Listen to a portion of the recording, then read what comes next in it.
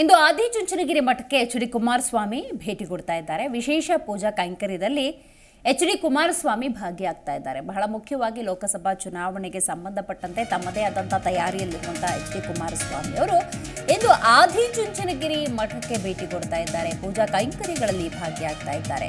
ಕಾಲಭೈರವೇಶ್ವರ ಸ್ವಾಮಿಗೆ ಎಚ್.ಡಿ. ಕುಮಾರಸ್ವಾಮಿ ವಿಶೇಷ ಪೂಜೆಯನ್ನು ಸಮರ್ಪಣೆ ಮಾಡ್ತಾ ಇದ್ದಾರೆ. ಮಂಡ್ಯ ಮೈತ್ರಿ ಅಭ್ಯರ್ಥಿಯಾಗಿದ್ದಾರೆ ಎಚ್.ಡಿ. ಕುಮಾರಸ್ವಾಮಿ.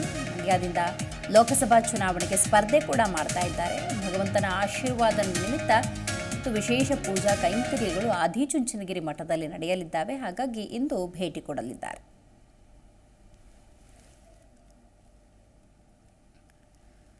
ಬಹಳ ಮುಖ್ಯವಾಗಿ ಚುನಾವಣಾ ತಯಾರಿಯನ್ನ ಎಚ್.ಡಿ. ಕುಮಾರಸ್ವಾಮಿ ಅವರಿಗಾಗಲೇ ಮಾಡ್ತಾ ಇದ್ದಾರೆ. ಮಂಡ್ಯ ಕ್ಷೇತ್ರಕ್ಕೆ ಸಂಬಂಧಪಟ್ಟಂತೆ JDSನಿಂದ ಯಾರು ಅಭ್ಯರ್ಥಿ ಆಗ್ತಾರೆ ಅನ್ನುವಂಥ ಕುತೂಹಲ ಮೊನ್ನೆವರೆಗೂ ಇದ್ದೇ ಇತ್ತು. ಅದಕ್ಕೆ ಒಂದು ತೆರೆ ಎಳೆಯುವಂಥ ಪ್ರಯತ್ನವನ್ನು ಸ್ವತಃ ಎಚ್.ಡಿ. ಕುಮಾರಸ್ವಾಮಿ ಅವರು ಮಾಡಿದ್ದಾರೆ. ಬೆಂಬಲಿಗರ ಒತ್ತಾಯದ ಹಿನ್ನೆಲೆಯಲ್ಲಿ ಮಂಡ್ಯ ಲೋಕಸಭಾ ಕ್ಷೇತ್ರದಿಂದ ತಾನೇ ಸ್ಪರ್ಧೆ ಮಾಡೋದಾಗಿ ಘೋಷಿಸಿದ್ದಾರೆ. ಇದೆಲ್ಲದರ ನಡುವೆ ಅವರಿಗೆ ಹೃದಯದ ಶಸ್ತ್ರಚಿಕಿತ್ಸೆ ಕೂಡ ಆಯಿತು. ಆ ನಂತರದ ಸಂದರ್ಭದಲ್ಲಿ ಮುಂದಿನ ದಿನಗಳಲ್ಲಿ ಲೋಕಸಭಾ ಚುನಾವಣೆಯಲ್ಲಿ ಸಕ್ರಿಯವಾಗಿ ಆಗಬೇಕು ಅನ್ನುವಂಥ ನಿಟ್ಟಿನಲ್ಲಿ ಮತ್ತು ಚುನಾವಣೆಯಲ್ಲಿ ಅಭೂತಪೂರ್ವ ಯಶಸ್ಸು ಬೇಕು ಅಂತ ಹೇಳಿದ್ರೆ ಭಗವಂತನ ಆಶೀರ್ವಾದ ಬೇಕು. ಈ ನಿಟ್ಟಿನಲ್ಲಿ ಆದಿಚುಂಚನಗಿರಿ ಮಠಕ್ಕೆ ಭೇಟಿ ಕೊಟ್ಟು ಪೂಜಾ ಕೈಂಕರ್ಯಗಳಲ್ಲಿ ಎಚ್.ಡಿ. ಕುಮಾರಸ್ವಾಮಿ ಭಾಗಿಯಾಗಲಿದ್ದಾರೆ. ಜಿ ಕನ್ನಡ ನ್ಯೂಸ್ ಈಗ ನಿಮ್ಮ ಮನೆಯಲ್ಲೇ ನೋಡಿ. ಎಲ್ಲ ಕೇಬಲ್ಗಳಲ್ಲಿ ಈಗ ಲಭ್ಯ.